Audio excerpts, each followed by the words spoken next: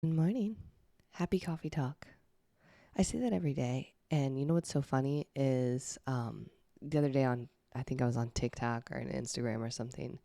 There was like a video guru person talking about how to make videos or how to, I don't know, make content. And she was like, don't say happy Tuesday or happy Wednesday. I can't help it. I say that in real life too. So if you talk to me, if I coach you, if I've ever mentored you, chances are we open up our conversation with Happy Tuesday. And so Happy Coffee Talk just feels right for me. It feels true to me. Um, this morning, my coffee, I'm drinking out of my Perry mug. So I want to show it to you. Is this mug I got at Disney probably a decade ago, taking the little boys when they were little. Now they're big boys, taking them to Disney. And they used to love Phineas and Ferb. And so this mug is one of my favorites because it's got like these grouchy eyebrows. I think this is Perry the platypus. It took me a little while to remember who this cat was. I don't think he had speaking parts um, in Phineas and Ferb, which is probably why I don't remember him very well. Other than I love that he existed, and I love this mug. And I'm drinking Black Rifle coffee this morning. I'm drinking the Just Black variation of Black Rifle coffee. Really, really solid. And later I'm going to get a Starbucks. So I'm headed out and about in a couple hours. I'm going to get my knee injections today. I'll talk more on that in a second. But I will probably get a Starbucks as a treat for me afterwards. And by treat, I mean I'm not actually getting a treat Starbucks. A treat Starbucks for me would be one that is like the sugary, cool, like menu Starbucks. I never get those. Um, Today's treat is just doing Starbucks. So I'll probably get an order of egg white bites, which is what I always get for food or a snack when I go to Starbucks. And I usually get a venti iced Americano with extra ice. So if we're ever together and you want to hook me up with a Starbucks, it's a venti.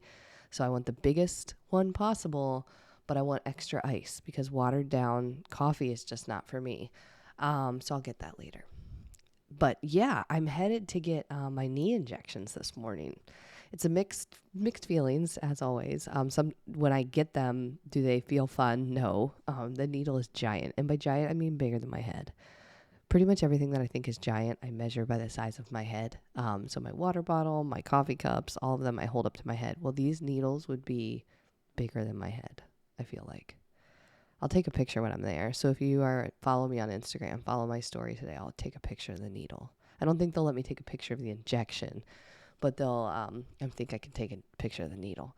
So anyways, I get these injections and it takes a couple days usually, but then my knees feel substantially better. And they've been really bad for the past couple of weeks. And so I'm looking forward to getting the injections, but I'm not looking forward to getting the injections. That's kind of where I'm at this morning.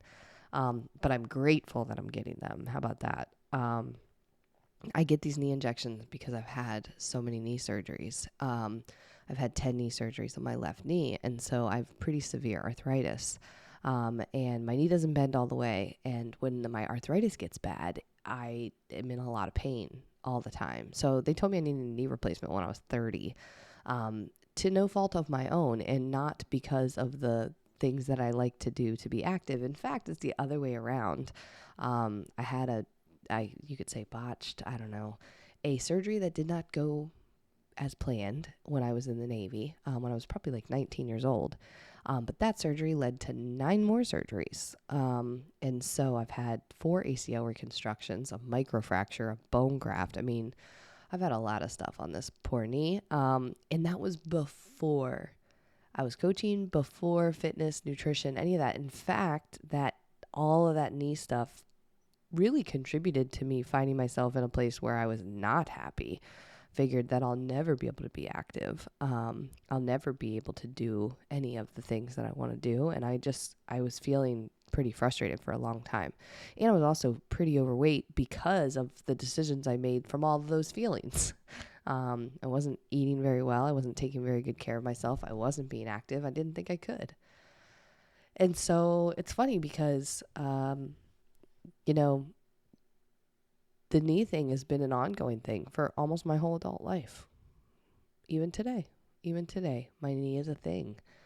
Um, but it could be a thing that has me not be able to do life the way I want, or it can just be a part of my story, which is what I choose it to be. It does impact what I do, but it doesn't stop me from doing things. I had to learn that lesson. I don't know when I learned it. I feel like it started with me participating in this boot camp class when I was very first on my my weight loss journey, kind of to reclaim myself. And I remember going to the boot camp class with the knee brace on and thinking that I can't do anything. But I was going to show up anyway, and I was just going to like change everything, have the coach change it for me. But I still showed up, and over the course of that year, it kind of blew me away. There were things that I absolutely could do that I never thought I could, like a box jump or lifting heavy weights. I never thought I could do that. And then I did it, and I was like, whoa, maybe. And then even joining CrossFit, that was something that I was like, well, that's not for me because my knee can't do it. And when I did it, then I could do it. It opened up this whole new world. So over time, I found that there are some things that are different because of my knee, but telling myself I can't do something because of my knee just isn't what I want. And it's not even true.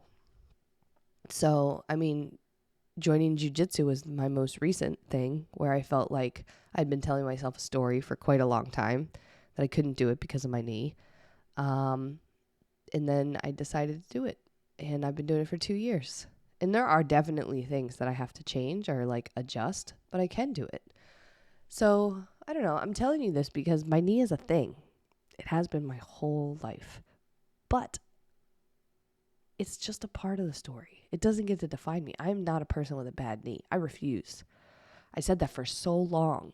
It just doesn't help. So I wonder what you're saying. What label that you've claimed for yourself. I'm a person with insert, a bad back. Can't do all these things because I have a bad back. Can't be a healthy body weight because I have a bad back. Maybe you've got a difficult work situation. I'm a blah, blah, blah stressed out person. My work makes it this way. I just have to be this way. Claiming that as sort of your label rather than having that be a part of your story. I work a particularly stressful job, so I choose to do X, Y, and Z to kind of balance myself out and take care of myself. It's completely the same situation. It's just a different way of framing it. In one situation, you are sort of a victim or a product of the circumstance, and that's going to define you and what you do. And in the other one, it's a part of your day, but it's not who you are. It's not what you're about. And it doesn't define what you can or what you're capable of doing. This can apply to so many things, and not to diminish like the pain or the challenge, because somebody was like, oh, your knee's fine. I would be like, you don't know anything about me. My knee really does freaking hurt. It's a disaster in some ways. So that would feel offensive to me if somebody tried to downplay the challenge. In fact, this is a very personal thing. This is something that I'm choosing. Although I kind of have this like 10 knee surgery baggage, I personally want a life where that is a part of the story. It's not the story. And I want to experience things and feel good in my body. So because of that, I choose to do things differently. I eat differently because I want to take care of myself. I want to be a healthy body weight because I know that my knee needs me to be a healthy body weight. And then I can do the stuff that I want to do. I do exercises to try to make myself strong because I know that when I'm strong, I'm able to stay active even with my bum knee. So even if you don't have a knee that sucks or that is, challenging, you could one day. So it's like, even if you're like, I have no challenges, well, in some ways that's even more motivation to take care of yourself. So it's funny because, again, I'm not diminishing or downplaying your pain or your challenge. In fact, I would never, because it is hard. But you do get to decide whether it defines you. Like, does your autoimmune condition define you? Are you someone who can't do anything? You can't be healthy. You can't eat healthy food because you have an autoimmune condition? That's just not true. You get to decide that that's just a part of your story. I know so many people, especially because I know a lot of nutrition coaches, that an autoimmune condition was actually the catalyst for them to start eating way better and for them to lose weight or to feel healthy or to join, something that they've waited to join forever. But it was the autoimmune condition that was the reason that they did it, was because all of a sudden it was like, well, I've got to do something. So the challenge actually was a part of what led to the solution. I think that's the true for me and my knee too. And it can be true for you. Again, insert your challenge here. It's like, what do you want to create? What are you going to choose? Do you have again, it's so individual, and I'm not downplaying that it's hard. I understand. I really, really do.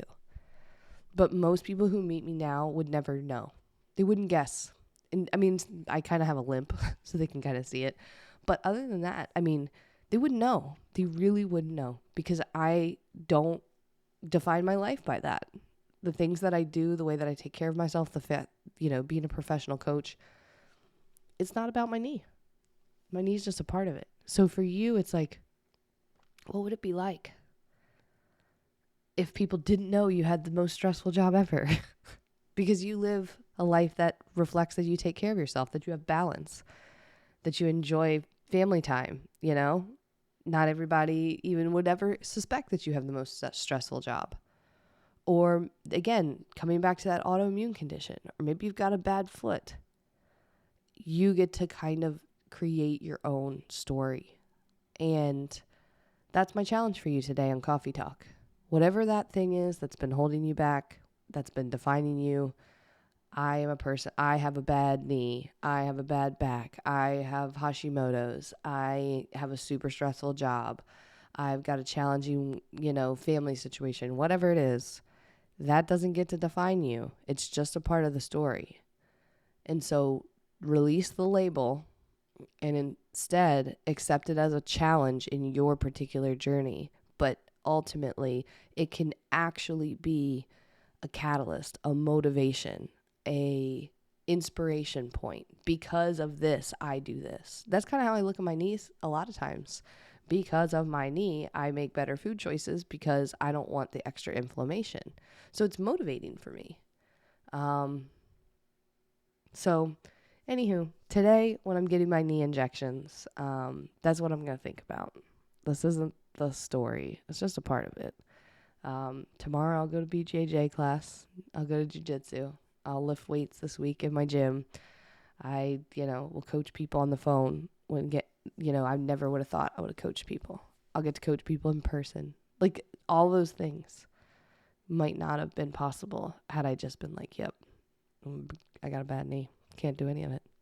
So you get to decide. And that's my challenge for you today on Coffee Talk. What are you going to create? What story are you going to create for yourself? And if you need help, then message me, because I get it. I really, truly do. I get it. So message me. So thanks as always for plugging into Coffee Talk. It means a lot to me to spend this time with you and that you listen. I really, really appreciate it.